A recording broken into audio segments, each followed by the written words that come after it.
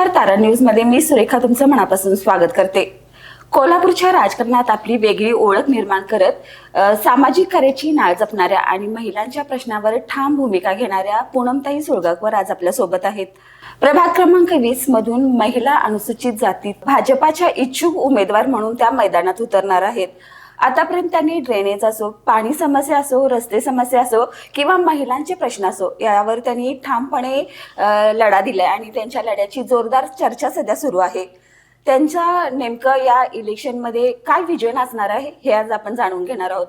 तर नमस्ते, तारा न्यूज मध्ये तुमचं मनापासून स्वागत। तर मॅडम, तुम्ही प्रभाग क्रमांक 20 मध्ये इच्छुक उमेदवार म्हणून सध्या मैदानात उतरलात, तर तिथल्या लोकांनी तुम्हाला प्रतिनिधी म्हणून का निवडावं असं वाटतंय?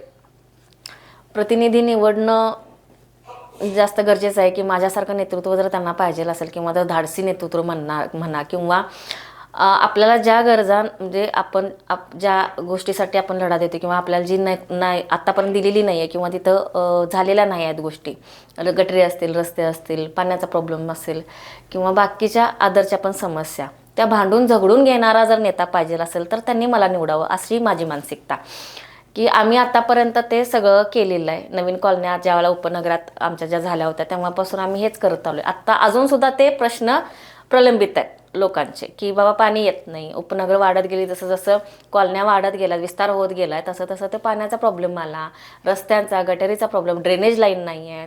ड्रेनेज लाईन नसल्यामुळे त्याचं वाहतं पाणी जाणार कुठं? हां, मग ते जे विषय आहेत ते खूप पूर्वीपासून म्हणजे बऱ्याच वर्षापासून ते प्रलंबित आहेत। बरं, ज्यानं केलं नाही आहे त्याला आपण आत्ता दोष देण्यात काय अर्थ नाही आहे, कारण जो येणार आहे त्याच्याकडं अपेक्षा लोकांच्या आहेत। मग त्यांनी जर माझ्याकडनं जर अपेक्षा करत असतील तर जर मी ऑलरेडी त्या भागातनं वावरून म्हणजे त्या हक्कासाठी मी भांडून झगडून इथपर्यंत पोचलेली व्यक्ती आहे, त्यामुळे मला त्या गोष्टी माहिती आहेत की नाक दाबल्यावर तोंड कसं उघडायचं लोकांचं। त्यामुळं मला असं तरी वाटते की बाबा नागरिकांनी एक आपल्यासाठी झगडून आपल्याला न्याय हक्क देणारा नेता किंवा उमेदवार म्हणून किंवा नगरसेवक म्हणून त्यांनी मला सपोर्ट करावा। तर मॅडम, प्रभाग क्रमांक 20 मध्ये जास्त करून पाहिलं तर पाण्याची समस्या जास्त आहे, तर तुम्ही पहिल्या 100 दिवसामध्ये असं काय करणार आहे जेणेकरून पाणी सुरळीत होईल? पाणी सुरळीत होण्यासाठी ना आतापर्यंतचा आमचा जो पाणी न येण्याचा किंवा प्रत्येक भागामध्ये पाणी कमी जास्तीचं सोडण्याचा जो विषय आहे त्याच्यावरती बराच अभ्यास झाला आहे। त्यामुळे एका कॉलनीमध्ये कंटिन्यू पाणी जाते, बरोबर आहे, त्यामुळे तो तिकडं ते पाणी जास्त झाल्यामुळे दुसऱ्या कॉलनीमध्ये त्या भागामध्ये पाणी कमी येते व त्यांना 2 तास सोडलं जाते, 1 तास सोडले, 4 दिवसातून एकदा, 2 दिवसातून एकदा असं होते, कारण शिंगणापूर पंपिंग हाऊसचं पाणी त्या सगळ्या प्रभागामध्ये येते। मग नवीन कॉलनीमध्ये ज्या वेळेला होत्या त्या जुन्या कॉलनीचं ज्या लोकांचं वर्चस्व आहे तिथं, मग ते पंपिंग हाऊसवाले कर्मचारी पण त्यांचंच ऐकतात ना। त्यामुळे जास्त पाणी कुठल्या भागात सोडायचे पहिल्यापासून ठरलेलं आहे आणि नवीन मग कॉलन्यांमध्ये मग ते तडजोडच करून सोडावी लागते। मग ते जे आहे ते सॉर्टिंग करून किंवा प्रत्येकाच्या कॉलनीमध्ये रोजच्या रोज पाणी किती वेळात सोडलं जाईल, किती वाजता, कुठं, कधी, ह्या सगळ्या गोष्टीचा विचार करून अभ्यास करून त्या गोष्टी आपण 100 दिवसामध्ये करू शकतो। मग त्याच्यासाठी आम्ही तिथं पोचणं पण गरजेचं आहे। आता आपण बघतोय रस्त्याच्या कामात असेल किंवा स्वच्छतेचं असेल किंवा ड्रेनेजची तक्रार असेल, तर ही कामं कित्येक दिवस झालं प्रलंबित आहेत, तर दोष कोणाचा आहे असं वाटतं तुम्हाला? आणि जर तुम्हाला प्रतिनिधी म्हणून निवडलं गेलं तर तुम्ही कोणती भूमिका घ्याल याबाबत? महानगरपालिका प्रशासनाच्या माध्यमातून जे टेंडर दिले जातात ठेकेदारांना, ठेकेदार काय करतो की तिथं काम चालू ठेवतं म्हणजे संबंधित अधिकाऱ्यांच्या मार्फत किंवा ते जे त्याला निधी म्हणजे ते दिलेला असतो त्या ह्याच्यातनं। मग कसा विषय असतोय की ड्रेनेज लाईन करायची, गटरी करायच्या का रस्ते करायचे, ह्यावरती पहिला आधी बेसपणे रस्ते पाहिजेत किंवा गटरी पाहिजेत ह्याच्यातच आधी भांडणं चालू असतात। मग ते संबंधित जो काही लोकप्रतिनिधी तिथं असतोय त्यांना जे सांगाल तेच ते काम करतात।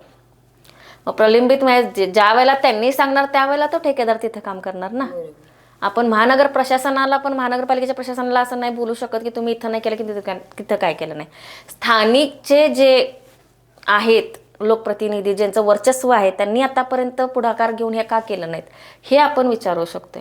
नागरिकांना पण तेवढा हे नाही आहे विचारण्याचा. मला तर असं वाटतंय की दडावून का आमचं झालं नाही, का करून देत नाही, करायला पाहिजे. ठीक आहे, मतदानाच्या गोष्टी होतात तो भाग वेगळा, प्रचाराच्या गोष्टी होतात तो भाग वेगळा, मतदान कोणाला केलं कोणाला नाही केलं हा पण भाग वेगळा. पण ज्या वेळेला आपण ह्या सगळ्यातनं बाहेर पडून आपल्याकडं जी काही आता सत्ताधारी लोक आहेत त्यांच्याकडं काम कसं करून घ्यायचं हे पण बघितलं पाहिजे. मग जागरूकता कुठं कमी पडते नागरिकांच्यात, मतदारांच्यात. मतदार जर जागरूक नसला तर तो लोकप्रतिनिधी काय, तो त्याच्या मनमानीनंच काम करणार आहे. मग दोघांना पण आपण दोष देऊ शकतोय. आता आम्ही काय म्हणतोय की ठीक आहे आम्ही आल्यानंतर हे करू ते करू, बरोबर आहे. ज्यांनी नाही केलं त्यांना आपण काय उत्तर देऊ शकणार आहे. बरं, ज्या गोष्टी आधीच्या नगरसेवकांनी केल्या असतील, ठीक आहे, तिथं जर ओपन केली फाईल प्रभागांच्या माध्यमातून की तिथं जर काम तयार असलं, ते सगळं लेआउट वगैरे नकाशे वगैरे सगळे तिथं, गटारी तयार आहेत, रस्ते तयार आहेत, सगळं तयार आहे, आणि जागेवर जाऊन तुम्ही प्रत्यक्षदर्शी ज्यावेळेला बघता तेव्हा ते नसणारच आहे, त्याला दोष कोणाला देणार आहे. मग हे कुठं नागरिकांना माहिती असते. तर आम्ही असतोय त्या लोकांच्यात वावरणं किंवा आम्ही काही गोष्टी जर माहिती घ्यायला गेलो तर त्या आम्हालाच कळणार आहेत. बरोबर. खालच्या लोकांच्या पर्यंत, तळागाळातल्या लोकांच्या पर्यंत त्या गोष्टी कुठं पोहोचतात. झालेलंच नाही, दिलेलंच नाही, केलेलंच नाही, त्यांनी निधी नाही दिला, ह्यांनी निधी नाही दिला, ह्यावरतीच आज आतापर्यंत झाले. उपनगरं ही मागं का पडलेत की एकतरी सिटीतनं येऊन उपनगरात घरं घेऊन राहिलेली लोक आहेत, आणि तिथं स्थायिक असल्यानंतरनं पहिल्यांदा तर त्या आधीच्या वेळेत तर मतदान कोणाची जास्त नव्हती, ठराविक लोकांचीच होती. नंतरनं त्यांनी बदलून घेतलेले आहेत. मग मतदानं नाहीत, मग ह्या गलीत मतदान नाही, त्या गलीत मतदान नाही, हा सुद्धा रोष झालेला आहे. आणि स्थानिकला आम्ही जेव्हा काम करत होतो आम्ही पण नवीनच 2009 साली आलेलो. मग नवीन आल्यानंतरनं कसं आहे, किंवा लाईट नाही आहे, गटरी रस्ते नाही आहेत, चिखल पाण्याचा, चालणार येणार जाणार कसं. मग ते बुरुमीकरण करून दिलं. बुरुम टाकल्यानंतर त्याच्या अवतीभोवती जर जागा जर खराब असेल तर त्याला ते व्यवस्थित करून घेणं. मग स्वच्छतेचा अभाव आला, कधीही त्या भागामध्ये हबक राबले. हबक म्हणजे काय की महानगरपालिकेचे सगळे कर्मचारी तिथं स्वच्छता मोहीम राबवतात. अच्छा. स्थानिक पातळीवरती औषध फवारणी असेल, ह्या ज्या गोष्टी गरजेच्या आहेत त्या पण कधी जास्त प्रमाणात तिथं झालेल्या नाही आहेत.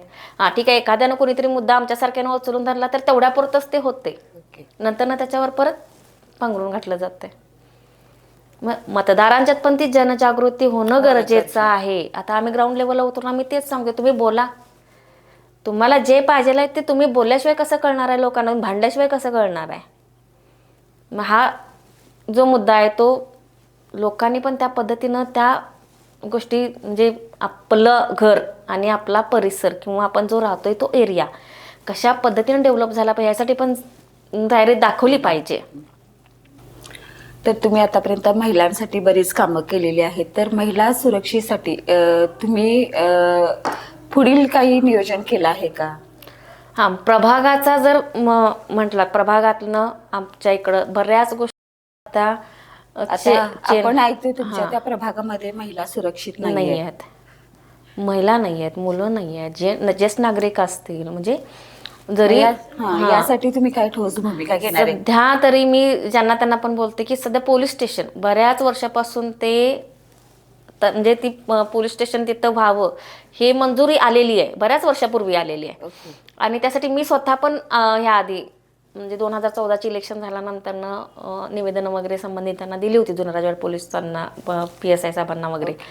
तर त्याच्यावरती काय कारवाई नाही झाली, त्यांनी ते नंतर हा ठीक आहे इकडं तिकडच्या गोष्टी सगळ्या. पण ते गरजेचं आत्ता तरी खूप प्रभाग असा मोठ्या स्वरूपात आता वाढला आहे उपनगर, म्हणजे पूर्ण एरिया हा मोठा झाला आहे आता.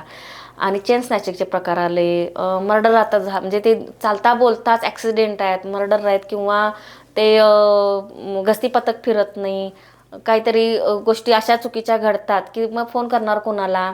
त्यात आमच्यात एक प्रॉब्लेम असा आहे की रस्त्याच्या अलीकडचा भाग एका पोलीस स्टेशन आणि पलीकडचा भाग एका पोलीस स्टेशनला जातो. म्हणजे जुना राजवाड्याला ठराविक भाग जातो, रस्त्याच्या पुढच्या साईडचा म्हणजे कनेरकर नगर, निश्चितेनगर हे जे आहेत हे जातात जुना राजवाड्याला. आणि नाना पाटील नगरपासून सुर्वेनगरपर्यंत जातो तो करवी पोलीस स्टेशनला. मग पोलीस स्टेशनचा फोन जरी केला तर तुम्ही कुठं राहताय, मग इकडं राहताय की, ह्याच्यातच तो वेळ वाया जातोय. मग जर कुणाला जर म्हणजे अर्जंट जर इमर्जन्सी जर असली, म्हणजे काहीतरी घटना घडली, फोन लावता, तर ह्याच्यातच तो वेळ जातोय. म्हणून आम्ही बऱ्याच वेळेला मी काय म्हटलं की आम्हाला एक पोलीस स्टेशन चौकी जी आहे अंतर्गत, जशी शिवाजी पेठेत चौकी आहे जुना राजवाडा अंतर्गत, जुना राजवाडा अंतर्गतच तिथं उपनगरामध्ये नाना पाटील नगर आणि आपटे नगरच्या बेसला एक मंजुरी आहे, ती व्हावी, जेणेकरून धास्ती बसेल. मटका आहे, तुमचे अवैध दारूचे ते गुत्ते वगैरे चालवणार असेल किंवा कुठलाही प्रकार जरी करायचा म्हटला लोकांना, तर ती कुठेतरी भीती बसली पाहिजे. पोलीस स्टेशन जवळ आहे, पोलीस तिथं असणार आहेत. एखाद्यानं एक जरी कॉल केला तर 5 मिनिटाच्या अंतरावर आपल्यापर्यंत येतील. आता अंतर लांब आहे, ती येऊस तोपर्यंत ते सगळं घेऊन जाणार नाहीत ते. बरोबर. किंवा तिथं ती घटना घडली, आता परवाचाच झालेला प्रकार आहे तो रिंग रोडचा. ओके. किती मोठी घटना भयानक घडली. बरं, त्या दरम्यान तिथं जर पोलीस स्टेशन नसतं तर ती घटना जर घडली असती का, किंवा ती किती वयाची मुलं आहेत ती, झालंच नसतं ते. त्यांना पण भीती कुठेतरी बसली असतील ना. मग ह्या सगळ्याचा जर अभ्यास करायचा म्हटला तर सगळ्या सुरक्षिततेचा किंवा चुकीच्या घटना घडू नयेत म्हणून एक पोलीस स्टेशन हे महत्त्वाचं आहे आपल्याला. तिथं ज्येष्ठ नागरिक पण आहेत, ज्यांची मुलं बाहेर असतात, ती एकटेच राहतात ना घरी. चुकीच्या घटना करायला काय कोण पण कधी पण जाऊ शकते. दिवसाढवळ्या चोऱ्या होतात, मारहाण होते, मर्डर म्हणजे ते होते. मग ह्याला बोलणार कधी, कोण बोलणार? अच्छा. आता मॅडम, तुम्ही इच्छुक उमेदवार म्हणून तर मैदानात उतरलात, तर निवडून आल्यानंतर पहिल्या 5 वर्षात तुम्ही लोकांना दिसेल याची हमी कशी द्याल? आपलं कामच लोकांच्या मधलं आहे. तळागाळात उतरून ग्राउंड लेवलला आपलं जे काम आहे, माणसांच्या सहवासात राहून महिलांच्या माध्यमातून आपण वेगवेगळे प्रशिक्षण घेतो किंवा त्यांना स्थानिक पातळीवरती सबलीकरण सक्षमीकरणासाठी ज्या काही गोष्टी करता येतील त्या आपण करतो आजपर्यंत. आता 12 वर्ष झाली आणि इथून पुढे पण तेच चालू राहणार आहे. आपण असं नाही की फक्त नगरपालिका केली, घर केलं, असं नाही. ग्राउंडला उतरून त्या लोकांच्या मध्ये राहूनच आपल्याला काम करायला लागणार आहे. त्याशिवाय त्यांचे प्रश्न आपण मार्गी कसे लावणार आहे? मग तो भाग आहे. आणि दुसरी गोष्ट म्हणजे ज्या भागात जिथं जिथं काय कमी आहे तो ऑलरेडी मला माहिती आहे, कारण माझा रोजचा वावरच त्या एरियामध्ये. कुणाला माहिती पण नसते मी त्या भागातून जाऊन आलेले असते किंवा त्या गोष्टी मला माहिती झालेल्या आहेत. मी प्रत्येक ठिकाणी तर आपण कॅमेरे घेऊन जाऊ शकत नाही ना सर्वे करताना, किंवा आपल्याला जर माहिती पडली तर आहे. बघणारे बघत असतात. आता त्यांना म्हणजे आता उमेदवार म्हणून जे बघतात तो भाग वेगळा, किंवा त्याच्या आधीपासूनच मी बाबा हां माझा रस्ता म्हणजे कॉलनीचा रस्ता आहे किंवा आदरच्या भागातला रस्ता, तिथं काहीतरी प्रॉब्लेम आला आहे, चालता बोलता मी फोनवरनं सांगितलं बा ह्या भागामध्ये अशा घटना घडायला, त्याला काहीतरी करून द्या. आम्हालाच कशाला, मी केले म्हणून पेपरला बातमी लावा किंवा न्यूजला बातमी लावायची काही गरज नाही आहे. आपलं एक कर्तव्य, आपलं घर असतं. मग तेच बोलते मी की आपला एक समाज, आपण जो वर्ग घेतलेला आहे आपल्या समाजातला, तिथं आपण जिथं राहतोय, वावरतोय, तिथं हे आपलं हक्काचं आहे म्हणून ज्यावेळेला आपण काम करणार तेव्हाच आपण लोकनेते म्हणून उभारणार. त्यामुळं लोकांच्यात राहूनच आपण जे काय असेल त्या सगळ्या गोष्टी करणार, आदरला नाही. अच्छा. तर तुम्ही भाजपमधून अनुसूचित महिला इच्छुक उमेदवार म्हणून उभे आहात. तर मला असं विचारायचं आहे की जर भाजपमधून तुम्हाला तिकीट नाही मिळालं तर तुमचा पुढची स्टेप काय असणार आहे? 2014ला पण माझं तिकीट कॅन्सल झालं, तेव्हा मी अपक्ष होतो. अच्छा. आता सुद्धा अपक्ष. ओके. आपण काम करतोय, आपल्याला वाटतंय एक आपला ते धाडस आहे लोकांच्या प्रश्नांना मार्गी लावणं किंवा त्यांच्या अडचणी समजून घेणं, तो अभ्यास करणं, ते कुठंपर्यंत जायला पाहिजे न घाबरता, तो व्यक्ती कोण आहे त्याला न घाबरता किंवा त्याला न जुमानता कुठल्या गोष्टीला की बाबा मला त्याच्यातनं काहीतरी त्रास होणार आहे किंवा मला माझ्या जीवावरती बेतणार आहे म्हणून मी कधी बाजूला झालेलो नाही आहे. त्या सगळ्या गोष्टी मी आज तागायत करत आलोय. अच्छा.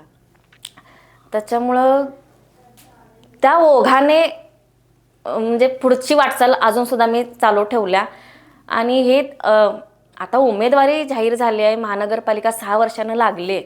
6 वर्षाचा काळ हा सगळा तसाच होता. लोकांच्या अपेक्षा वाढलेल्या आहेत, त्यांना त्रास होते, सांगणार कोणाला? अच्छा. एक घरचा जो मुखिया असतोय, मेन असतोय, त्याला लोक सांगतात, तसा तो प्रभागातला एक मेन असतोय. तिथं काय जरी झालं तरी त्या माणसाला ती सांगतात की बाबा असं असं झालं. मग आता सांगणार कोणाला? ते सगळं अनुभवले लोकांनी. मग आता पण तेच आहे, जरी निवडून नाही आलो नाही तर जसं आधी काम होतं तसंच चालू राहणार आहे. अच्छा. उमेदवारी काय, आपण एक आपल्याला लोकशाही संविधानाच्या माध्यमातून आदरणीय पूजनीय आपल्या बाबासाहेबांनी आपल्याला ते अधिकार दिलेत, त्या ह्याच्यातूनच मी अनुसूचित जातीतनं महिला प्रवर्गातून उमेदवारी मागितल्या आणि तो अधिकार आपल्याला आहे. मग अधिकाराचा आपण नाही हे घेतलं, म्हणजे त्याचा फायदा नाही घेतला किंवा आपण त्या गोष्टी नाही केल्या, आपल्या नंतरच्या पिढीनं आपल्याकडनं काय करायचं. अच्छा. असं कोणीतरी येणार, कोणतरी उभारणार, त्याला काही जमणार नाही, त्यानं कधीच त्या गोष्टीचा अभ्यास केलेला नसते, अशी कोणतरी निवडून येणार आणि ती कारभार चालवणार, असंच आजपर्यंत झालेलं आहे. मग माझा विषय मी काय केला आहे की मी आहे बऱ्यापैकी, मला त्या गोष्टी माहिती आहेत की महानगरपालिकेत गेल्यानं नगरसेवकानं काय काम करायचं असते किंवा त्या नगरसेविकेनं कसे अधिकार गाजवले पाहिजेत, काय करायला पाहिजे, आपला प्रभाग किंवा परिसर असू देत आपला कसा ठेवला पाहिजे, ह्या सगळ्याचा अभ्यास आतापर्यंत आपला झालेला आहे. त्यामुळं मी पण तेवढी ठाम आहे की बाबा नाही, तिकीट मिळालं नाही, पक्षानं आपल्याला काही गोष्टी दिल्या नाहीत, मी म्हणजे स्टेबल आहे की मी ते करू शकते. अच्छा. तर आता आपण बघतोय की 50% महिला आरक्षण पडलेलं आहे. तर आपण आता बघतोय सध्या महिला निवडून येते, पण तिच्या मागे असणारा पुरुषच जास्त करून बघत असतात सगळे काम. तर याबाबत तुमचं काय मत आहे? हां, मग तेच आत्ता तोच विषय माझ्या तोंडून गेला की पुरुषप्रधान संस्कृतीमध्ये आपलं स्त्रियांचं वर्चस्व जे आहे ते अजूनसुद्धा ते त्यांनी सांगायचं आणि मांडोलवायचे. अच्छा. इथंपर्यंतच. राजकारणात तुम्ही स्वतः कधीही स्वतःचे निर्णय कधी नाही घेऊ शकत, ते वरून सांगितलं जाते आणि ते केलं जाते.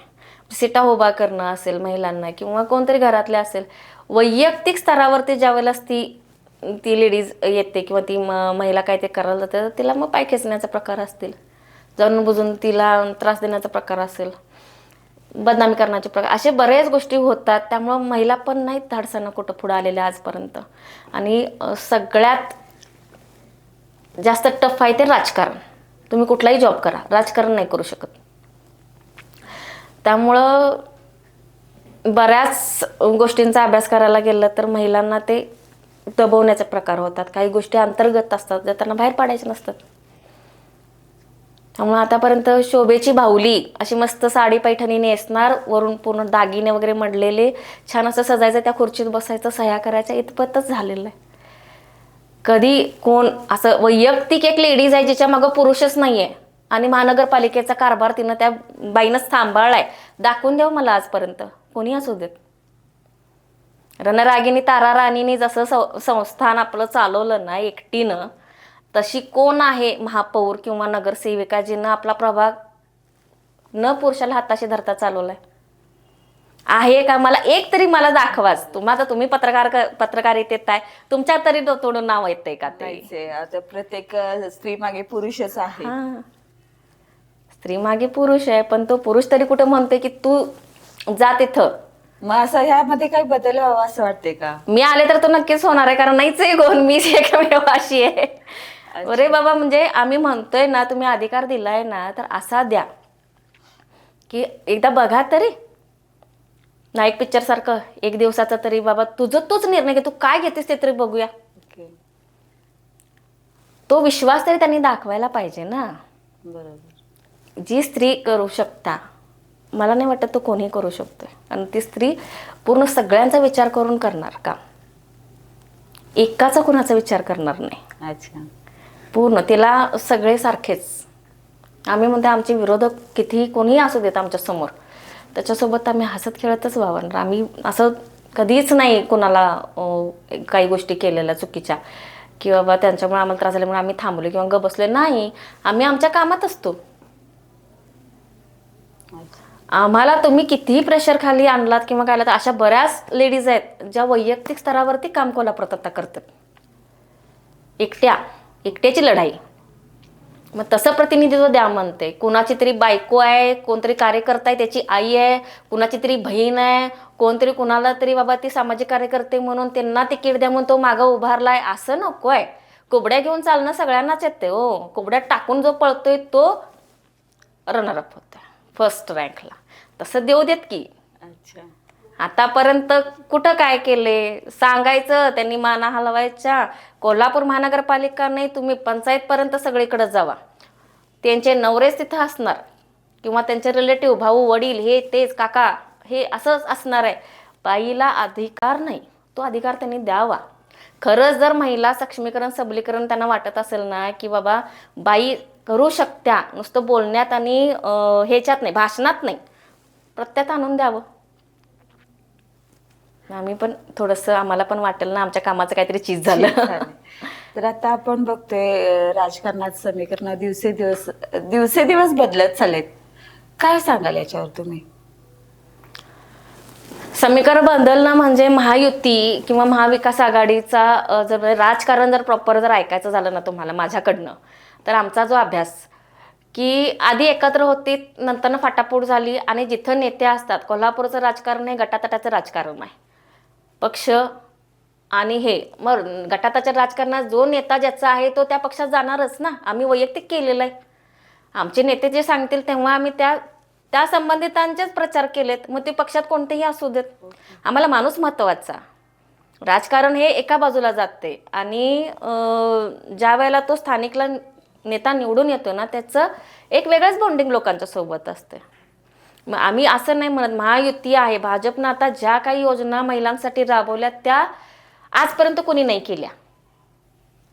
साहजिक आहे, कोणी पण सांगू शकते, कुठलीही महिला घ्या म्हणजे मुली घ्या, त्या सांगणार की आज तागायत जे झालं नाही ते व्हायला लागले. नुसती रस्ता मंडळं करत फिरणाऱ्यांनी मतदानाच्या घोळक्यात मुलांना जे काय त्यांनी करवलं आजपर्यंत, ते सोडून ह्यांनी काय केलंय, 1500 रुपये दिलेत, हक्काचे दिलेत. ते कोण काही म्हणू देत, पण तिच्या ज्या वेळेला अकाउंटमध्ये 1500 रुपये येतात त्यावेळेला ती अख्खा कुटुंबाला ती देत असते. ती वैयक्तिक कुठं जाणार नाही. तिहेरी तलाक काय त्या मुस्लिम भगिनींचं आयुष्य होतं. आपण ज्यावेळेला आपल्यावरनं विचार करतोय त्यावेळेला समोरच्याचा पण विचार येतोय मनात, किंवा त्यांनी ते भोगले, ते भयानक भोगले, त्यांनी पण तो स्वीकार केला ना. आता किती उमेदवार आहेत मुस्लिम समाजातल्या महिला आपल्या, बुरख्यात का असणार, पण ती बाई उतरून चालायला लागली, पुरुषाला पुरुषात तोडीला तोड देते ती. आत्ता हे बदल आहे. सिंदूरचा ऑपरेशन सिंदूर जे केलं, 2च महिला होत्या. आहेत, बदल आहेत. म्हणजे ज्यांना वाटतंय ना किंवा नाही करू शकत, नुसती पोस्ट दिली म्हणजे झाली नाही, त्यांना ते अधिकार दिलेत भाजपनं, युतीनं काय असेल तर त्यांनी ते दिले. सगळ्यांनी संगनमतानं ते काम चालवले. मग युतीला कल जास्त का चाललाय, किंवा मी भाजपची उमेदवारी का मागितली की बाबा तुम्हाला सबलीकरण सक्षमीकरण, आता महिला अनुसूचित जाती अप्रवर्ग जो दिलाय, म्हणजे काय 1 नंबरला आला तो. माझ्या प्रभागामध्ये त्या जातीचं मतदान 3500 आहे. 30,000 मतदानामध्ये 3500 नेट त्या जातीचं म्हणजे अनुसूचित जाती प्रवर्गाचं मतदान तिथं आहे, म्हणून तो तसा भाग काढला. कारण मागासवर्गीय समाज हा त्या भागामध्ये जास्त आहे. मग तुम्ही ज्या वेळेला तो विषय वाढवत नेताय किंवा त्या गोष्टी करत जातात, त्यावेळेला आधी म्हणतात ना की बाबा तुमच्यात आधी बदल करा आणि मग तुम्ही जगाला शिकवा. मी सक्षम आहे, म्हणजे मी सक्षम कशी आहे, माझं ब्युटी पार्लर होतं, मी ट्रेनिंग सेंटरला होते, होतात थोड्याफार गोष्टी. माणूस आहे, चुकणार आहे, कुठं तरी काहीतरी घडणार आहे, काहीतरी होणार आहे, घडत आम्ही घडलेलो आहे किंवा आम्ही त्या गोष्टी करा लागलोय. मग त्याला आम्हाला काहीतरी आता पाहिजेल असेल. मी महिलांसाठी आता रोजगार निर्मिती करायची म्हटली, ओपन स्पेस आहेत बऱ्याच ठिकाणी. आता आपल्या स्थानिकला हे आहेत, काय म्हणतो त्याला, मैदान आपले कॉलनी अंतर्गत जे मंजूर आहेत नगरपालिकेचे ओपन स्पेस, त्याच्यामध्ये नुसती तरुण मंडळांना खोल्या बांधून देणं नाही, एखादा हॉल दिला, त्याच्यात काहीतरी त्या महिलेने रोजगार उपलब्ध केला, छोटा मोठा व्यवसाय त्यांनी जर सुरुवात केली त्या प्रकल्पाची, तर त्यांना बाजारपेठा उपलब्ध होऊ शकतात. स्थानिकला ज्या वेळेला आपण सबलीकरण सक्षमीकरण म्हणतो, तिच्या ज्याच्या जे कला आहे ती त्या ह्याच्यामध्ये ते पूर्णतः येऊ शकते ना. बाबा त्याला पैसे 4 मिळतील त्या गोष्टीतनं. बरोबर, असं नाही. राजकारण हा विषय वेगळा, आणि ज्या वेळेला तुम्ही लोकांच्यात बसून काम करणार आहे, त्याच्यात ज्या वेळेला त्यांना 4 पैसे मिळतील किंवा त्यांचं आरोग्य आलं, त्यांच्या मुलांच्या शिक्षणाचा विषय आला, तर मुलं शिक्षण कमी आणि ते मोबाईलकडेच जास्त गुंतलेले आहेत. मोबाईलच्या आहारी जाऊनच जास्त करून मुलांच्यात बदल घडलेले आहेत. मैदानी खेळ बंद झालेले आहेत मुलांचे. आमच्या शाळेच्या वेळेला आम्हाला नुसते मैदानी खेळच होते, कुठं आहेत ते आता? गेम, ऑनलाईन गेमवरतीच मुलं असतात. मग त्यांचे आजार चालू झाले, त्यांना अभ्यासाकडे लक्ष नाही. मग कुठंतरी तो पांडा जर वेगळ्या पद्धतीनं पाडायचा झाला तर आपण ती एक स्ट्रॅटर्जी लावू शकतोय की बाबा प्रभागामधून की तुम्ही मुलांना थोडा वेळ मोबाईल देऊ नका. सरसकट सगळ्यांनाच एक मार्गी एक निर्णय देऊ शकतोय आपण बरोबर. की बाबा नाही, ह्या टायमिंगमध्ये मुलांना मोबाईल नाही द्यायचे, तुम्ही एकत्र मैदानावरती या, पालक असू देत, लोकप्रतिनिधी असू देत, एकत्र येऊन आपण त्या गोष्टी मुलांना शिकवूयात. हे उपक्रम राबवता येतात आपल्याला. मग त्या गोष्टी मला आणायच्या आहेत. प्रोजेक्ट असतील मोठमोठे, डेव्हलपमेंटचे असतील, बाबा सगळा मागासवर्गीय समाज आहे, अजून कुठंच काही नाही झालेलं, फक्त तुम्ही म्हणजे बोलताय. मला जर माझ्या भागामध्ये डेव्हलपमेंट काय करायची झाली तर संकल्प सिद्धीपासून तो डोंगराचा सगळा जो भाग आहे तिथे एक नर्सरी होऊ शकते किंवा त्याला एक वेगळा काहीतरी उपक्रम आपण राबवता येऊ शकतोय. बरोबर. असं काहीच नाही तिकडं की एक वेगळे पण दाखवता येईल. प्रत्येक एरियामध्ये एका ह्याचं वेगळे पण आहे. हो. पण आमचा जो प्रभाग आहे, प्रभाग क्रमांक 20 म्हटला तर त्या सुर्वेनगर म्हणजे तो कळंबा साई मंदिरचा जो रोड आहे तिथून ते फुलेवाडीचा नाका झेंडा चौकापर्यंत असं काय तुम्हाला दिसणार आहे तिथं? काहीच नाही. रस्त्याला खड्डे आणि प्रॉब्लेम्स, ह्याच्या व्यतिरिक्त काही नाही. पण बदल जर घडवायचा झाला तर त्या मार्गातनं आपल्याला काहीतरी घडायला पाहिजे किंवा त्या गोष्टी करायला पाहिजेत. हे नक्की माझ्याकडनं होणार. अच्छा. गेले कित्येक दिवस आता महानगरपालिका निवडणूक झाली नव्हती, त्यामुळं प्रशासनाच्या हातातच सगळा कारभार होता. त्यामुळं बऱ्याच भागातील कामं पेंडिंग आहेत आणि नागरिकांचा रोष आहे. याबद्दल तुम्ही काय सांगाल? साहजिकच रोष असणार आहे ना. नगरपालिकेच्या अधिकाऱ्यांना थोडंच माहिती असते कुठल्या गल्लीमध्ये काय आहे किंवा कोणत्या कॉलनीमध्ये कुठला प्रॉब्लेम चालू आहे सध्या, कुठं लाईट्स आहेत, CCTV कॅमेरे नाही आहेत भागामध्ये, तिथं स्वच्छता मोहीम राबवली जाते का नाही, हे कुणाला माहिती असते? ते लोकप्रतिनिधी, जो नगरसेवक आणि त्यांचे कार्यकर्ते त्यांना माहिती असते. ते तो तिथला दुवा म्हणजे म्हणून एक तिथं जो प्रतिनिधी जातोय ना तो नाहीच आहे तर ते करणार कोण आहे? आणि लोकांना थोडंच माहिती आहे नगरपालिकेत जाऊन तिथं कुठं कुणाला भेटायचं असते? अजिबात नाही काय माहिती. जे काय करतील ते स्थानिक नगरसेवकच.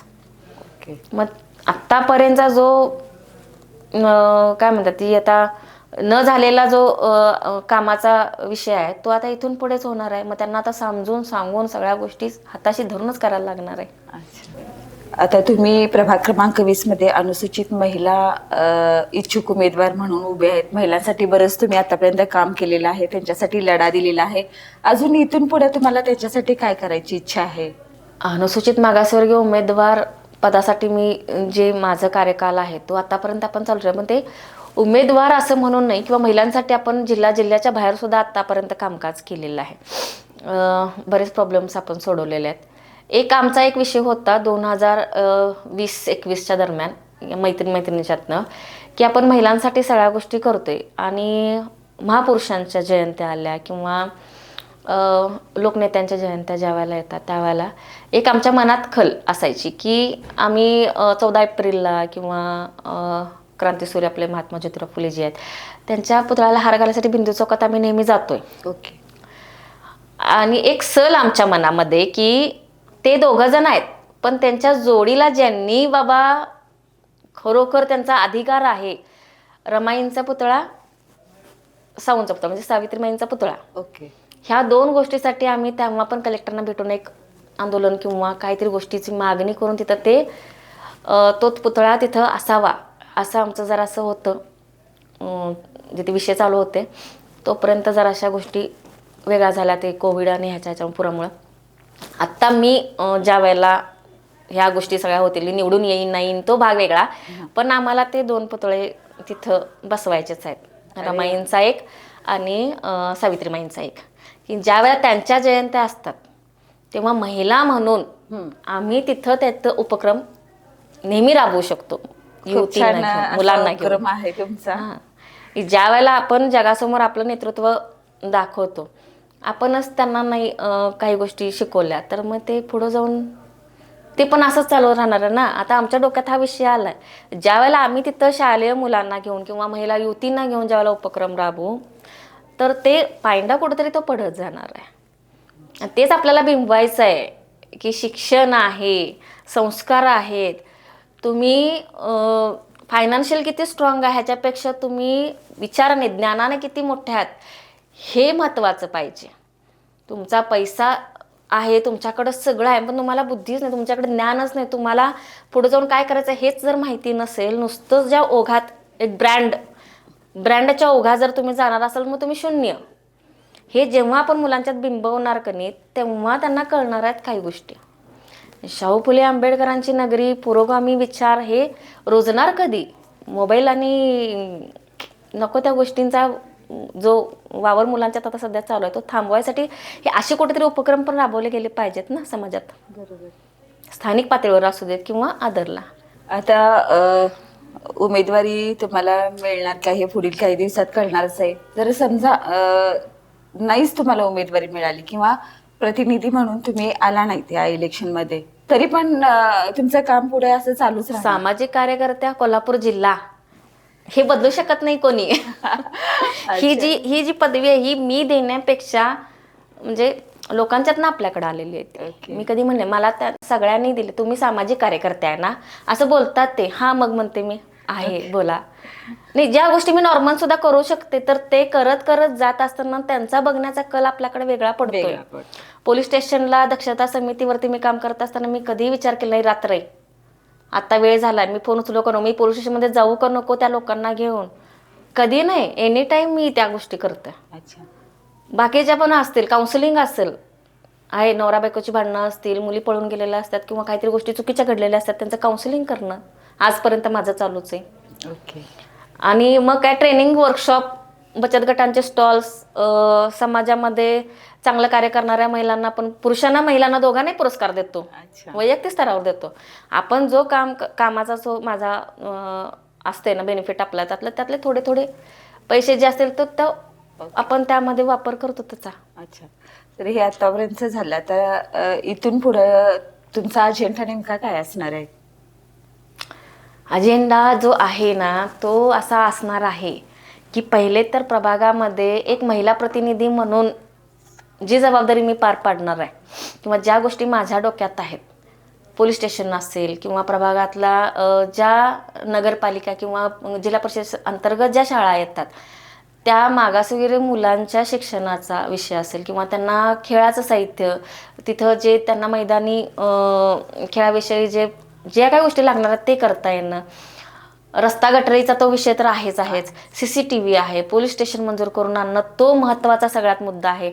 ज्येष्ठ नागरिक आहेत त्यांच्यासाठी काहीतरी सोयीसुविधा करणं आणि आहे डेव्हलपमेंटच्या विषयी किंवा महिला सबलीकरण सक्षमीकरणासाठी जर त्या महिलेच्या हातात रोजगार निर्मितीच्या माध्यमातून जर 4 पैसे मिळत असतील तिला, तर ते म्हणजे आपल्याला त्या गोष्टी जास्त करून करायच्या आहेत स्थानिकमध्ये.